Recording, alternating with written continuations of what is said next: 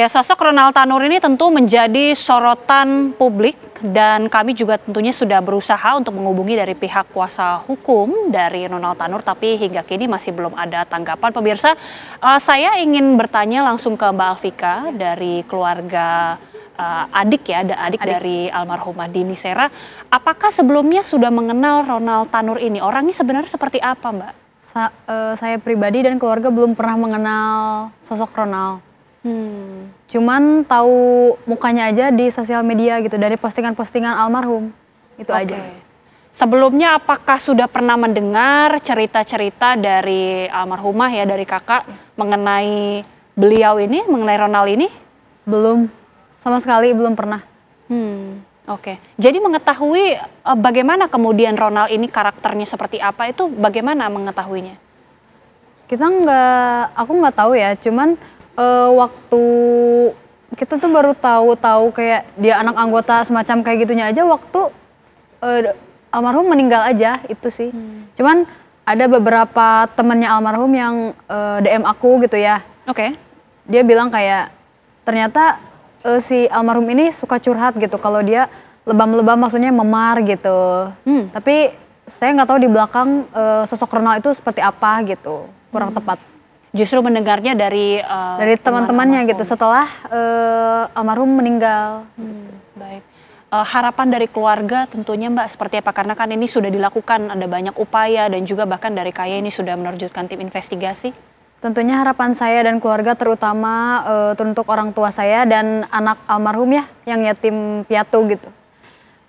Pengennya si hakim ini segera ditindak dan proses kasasi ini dikawal terus ya, terutama oleh media-media dan masyarakat Indonesia agar si tersangka ini dapat ditindak dengan seadil-adilnya, dihukum dengan seadil-adilnya. Gitu.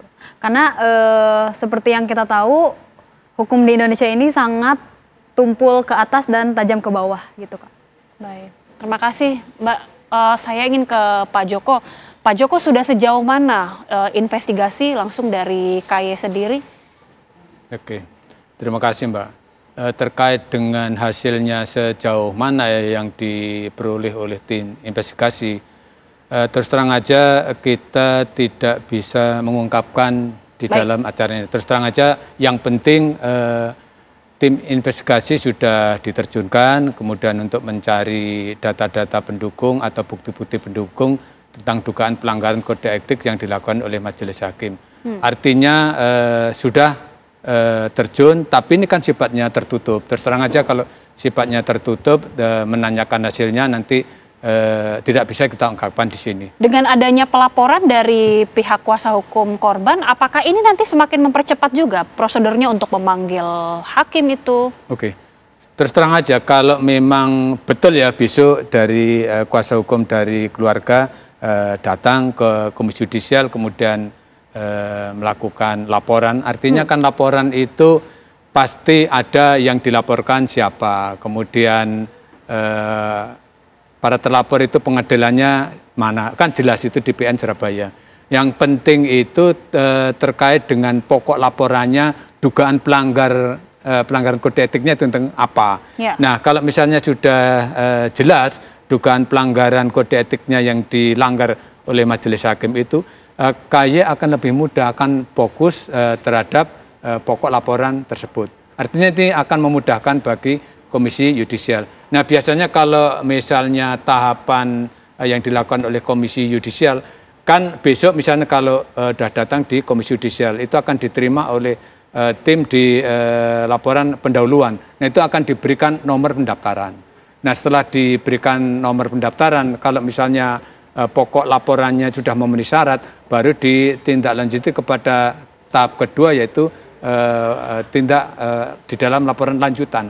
Nah kalau setelah ditindaklanjuti oleh tim lanjutan itu kalau sudah memenuhi syarat, kemudian dianalisis, kemudian diregister. Nah setelah diregister itulah baru dilakukan pemeriksaan. Pemeriksaan itu artinya kepada pihak-pihak terkait, misalnya para pelapornya sendiri. Hakim ini ya? Bukan ke hakim dulu, pelapor dulu, kemudian para saksi. Misalnya para saksi itu bisa panitera pengganti dan lain sebagainya. Nah, setelah itu dilakukan, kemudian masuk tahap ketiga itu dilakukan panel. Sidang panel itu dihadiri oleh 3 komisioner ya, kemudian oleh tenaga ahli termasuk tim ya. Nah, itu baru ditentukan bahwa dugaan pelanggaran kode etiknya itu bisa ditindaklanjuti apa tidak. Kalau misalnya keputusan panel itu bisa ditindaklanjuti, baru dilakukan pemeriksaan kepada terlapor. Nah, artinya terlapor itu biasanya di panel itu ditunjuk penanggung jawabnya itu seorang komisioner, sehingga yang melakukan pemeriksaan terhadap hakim itu harus dilakukan oleh penanggung jawab komisioner bersama tenaga ahli dan tim. Nah, setelah itu dibawa ke sidang pleno. Sidang pleno itu untuk menentukan misalnya terbukti atau tidaknya tentang dugaan pelanggaran kode etik. Kalau misalnya dinyatakan terbukti, baru diputuskan juga sanksinya apa. Sanksi itu bisa sanksi ringan, sanksi sedang, sanksi berat. Nah, itulah mekanisme yang harus ditempuh ya oleh Komisi Yudisial, ada 4 tahap tersebut. Proses yang cukup panjang, tapi kita akan kawal terus tentunya. Saya ingin ke Prof. Suparji. Prof, jika nanti memang sudah dilaporkan dari pihak kuasa hukum korban, para hakim ini, bagaimana kemudian ini nanti akan mempengaruhi, apakah ini mungkin ada korelasinya dan juga bahkan bisa mempengaruhi terhadap vonis bebas dari Ronald Tanur ini? Jika nanti memang terbukti ada dugaan ataupun indikasi pelanggaran betul dari hakim. Kita masih terus menunggu tentunya. Ya, pertama saya kira momentum yang baik ya bagi Komisi Yudisial untuk berperan secara progresif ya, tidak secara normatif dengan pola-pola yang disampaikan tadi, tetapi harapan publik adalah bahwa Komisi Yudisial hadir ya untuk menegakkan kode etik perilaku hakim ya. Dalam hal ini tidak bersifat secara normatif, tetapi benar-benar secara progresif ya.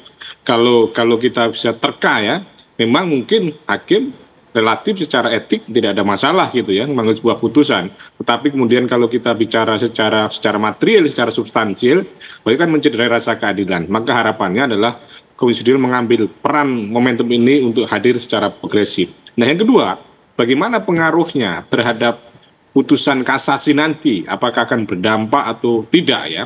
Tentunya kan ini akan sangat tergantung dari bagaimana jaksa menghadirkan memori kasasi nanti itu. Harapannya jaksa membuat sebuah konstruksi yang meyakinkan hakim kasasi untuk memenuhi tuntutannya gitu ya.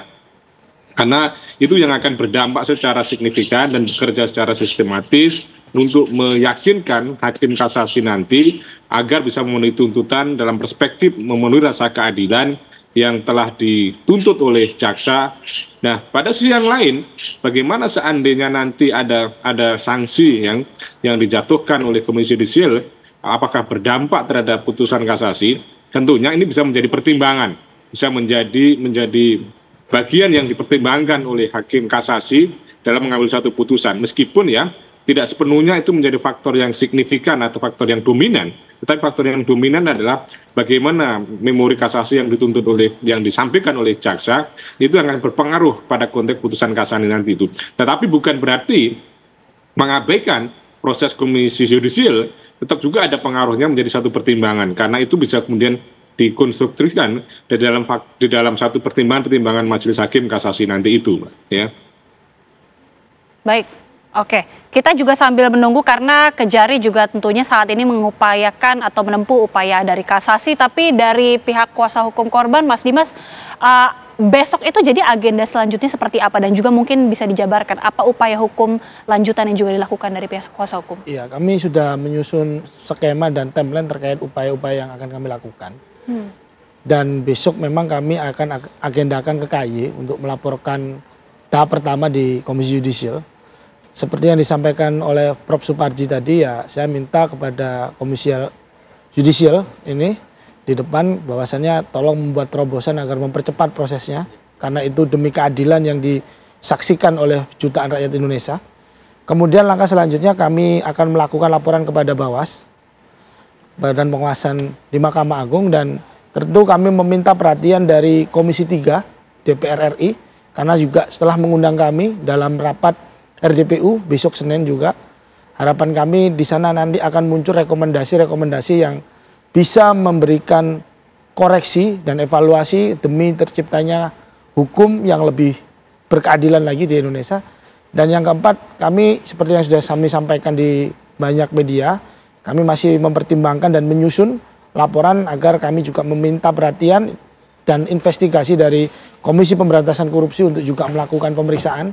Tentu kami juga akan melakukan analisis-analisis sehingga karena menjadi aneh bagaimana putusan bebas ini bisa muncul, itu perlu kami dalami lebih dalam. Jika memang ada dugaan-dugaan potensi korupsi atau mungkin lainnya, itu juga harus perlu dilakukan penegakan hukum. Demikian. Baik, terima kasih Mas Dimas, terima kasih Mbak Alvika, terima kasih juga Pak Joko dan juga Prof. Suparji sudah bergabung bersama kami. Kita akan kawal terus bagaimana proses dan juga upaya hukum yang dilakukan supaya tidak ada lagi keadilan di Indonesia yang kemudian mati dan juga semakin diragukan.